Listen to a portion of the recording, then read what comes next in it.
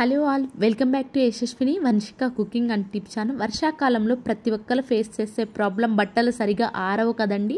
At the same time మంచి bad smell కూడా వస్తూ ఉంటాయి కదా. ఎలాంటి బ్యాడ్ స్మెల్ రాకుండా ఉండాలి. అలాగే బట్టలు ఆరనవి ఎలా త్వరగా ఆరపెట్టుకొని సూపర్ యూస్ఫుల్ టిప్తో పాటు వచ్చేసాను. ప్లీజ్ స్కిప్ చేయకుండా చూడడానికి అయితే ట్రై చేయండి. ఫస్ట్ టిప్ని అయితే చూసేద్దామండి. మ్యాచ్ బాక్స్ తోటి సూపర్ యూస్ఫుల్ టిప్ని అయితే తీసుకొచ్చేసానండి. అయిపోయిన మ్యాచ్ బాక్స్ని ఒకటైతే తీసేసుకున్నాను. దానికి బ్యాక్ సైడ్ ఈ విధంగా డబుల్ టేప్ లాష్ అయితే పెట్టేసేసానండి.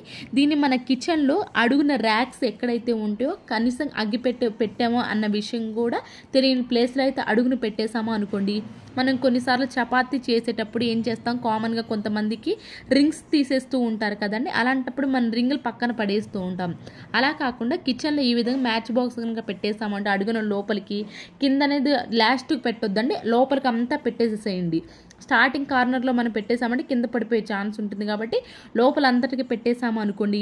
ఇలా ఎప్పుడైనా చపాతీ చేసుకోవాలన్నప్పుడు రింగ్ పక్కన పడేసే బదులు ఈ విధంగా ఎక్కడైతే పెట్టేసుకోవచ్చు అని. లేదు కొంతమంది అమౌంట్ కూడా లేడీస్ దాచుకుంటూ ఉంటారు కదండి. అలాంటి వాళ్ళకు కూడా ఈ విధంగా అడుగు ఇంకా పెట్టేసాము అనుకోండి, మనకి అట్లీస్ట్ ఇక్కడ ఒక మ్యాచ్ బాక్స్ ఉందనే విషయం కూడా ఎవరికి తెలియదండి. ఎవరికైనా యూస్ఫుల్గా అనిపించి ఉంటే మాత్రం ఈ సింపుల్ ట్రిక్ని అయితే ట్రై చేయండి. అండ్ నెక్స్ట్ టిప్ వచ్చేసి, పిల్లలు పెయింట్ అంతా వాడేసుకున్న తర్వాత పెయింటింగ్ బాటిల్స్ అనవసరం అని చెప్పేసి పడేస్తూ ఉంటారు కదండి.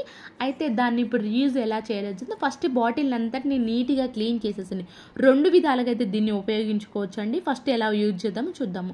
ఇది పాడైపోయింది అండి, కొంచెం నలుపు ఎక్కువైనా లేదంటే కొంచెం మధ్యలో క్రాక్ వచ్చినా కానీ మనం ఆయిల్ నిలవదని చెప్పేసి అనవసరం అని చెప్పేసి పడేస్తూ ఉంటాం కదా. నేనైతే దీనికి సేమ్ పెయింటింగ్ ఉంటే పెయింట్ వేసుకోవచ్చు. నేను ఇక నెయిల్ పాలిష్ అయితే సేమ్ కలర్ ఉంటే కొంచెం నీట్గా చూడడానికి ఉంటుందని చెప్పేసి ఈ విధంగా అయితే చేసేసుకున్నాను.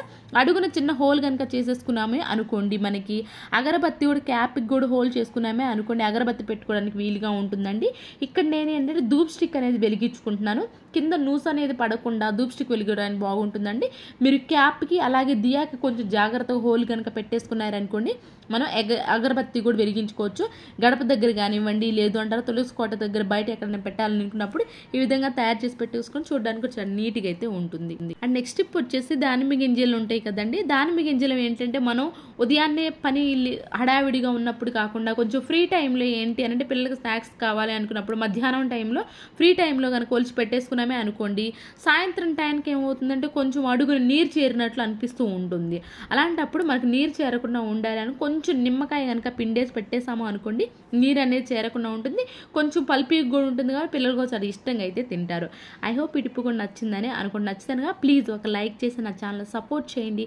నాకు మోటివేషన్గా ఉంటుంది అండ్ వేరే వాళ్ళకి కూడా వీడియో రీచ్ అవుతుంది. అండ్ నెక్స్ట్ టిప్ వచ్చేసి, కుక్కర్కి సంబంధించి సూపర్ యూస్ఫుల్ టిప్ అండి. కుక్కర్ ఉపయోగించే ప్రతి ఒక్కరికి కూడా ఇది యూస్ఫుల్ టిప్ అండి.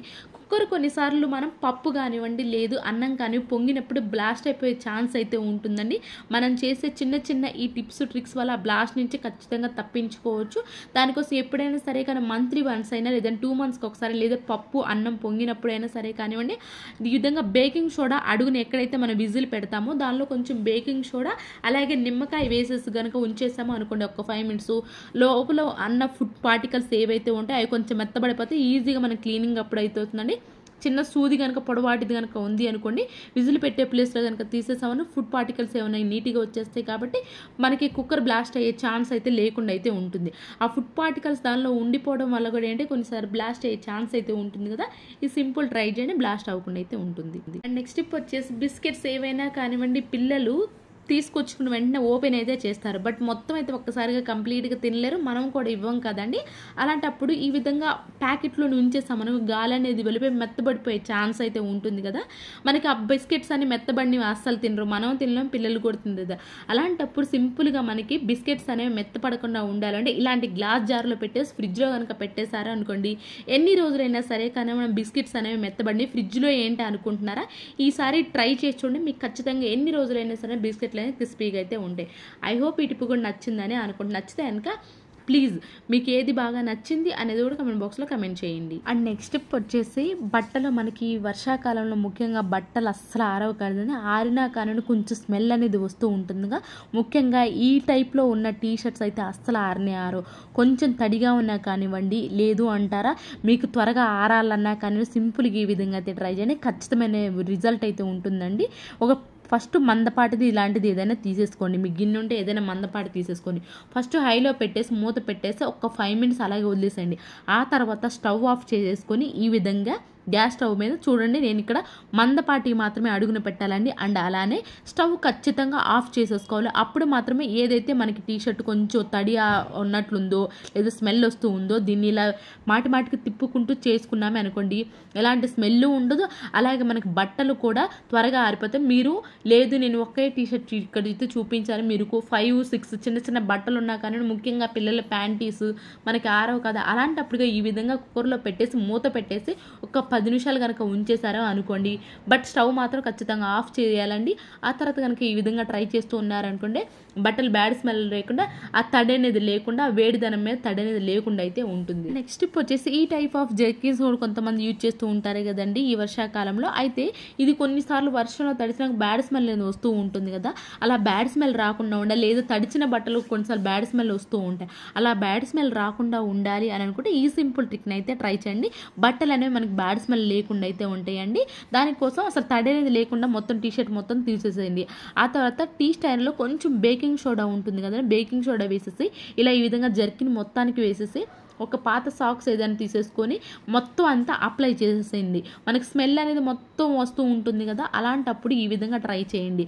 మొత్తం అప్లై చేస్తే ఆ తర్వాత మళ్ళీ టీ స్టైనర్తో టాల్కమ్ పౌడర్ మీరు ఏదైతే ఇంట్లో యూజ్ చేస్తూ ఉంటారో ఆ టాల్కమ్ పౌడర్ని కూడా మొత్తం వేసేసేసేయండి. ఆ తర్వాత మొత్తం ఇందాక మనం ఏ విధంగా అయితే బేకింగ్ సోడాని టీ-షర్ట్ అట్టు మొత్తాన్ని జర్కిన్ మొత్తాన్ని అప్లై చేసామో సేమ్ అలాగే ఈ పౌడర్ టాల్కమ్ పౌడర్ని కూడా వేసేసి కనుక ఉంచామనుకోండి, ఎలాంటి బ్యాడ్ స్మెల్ ఉండదండి.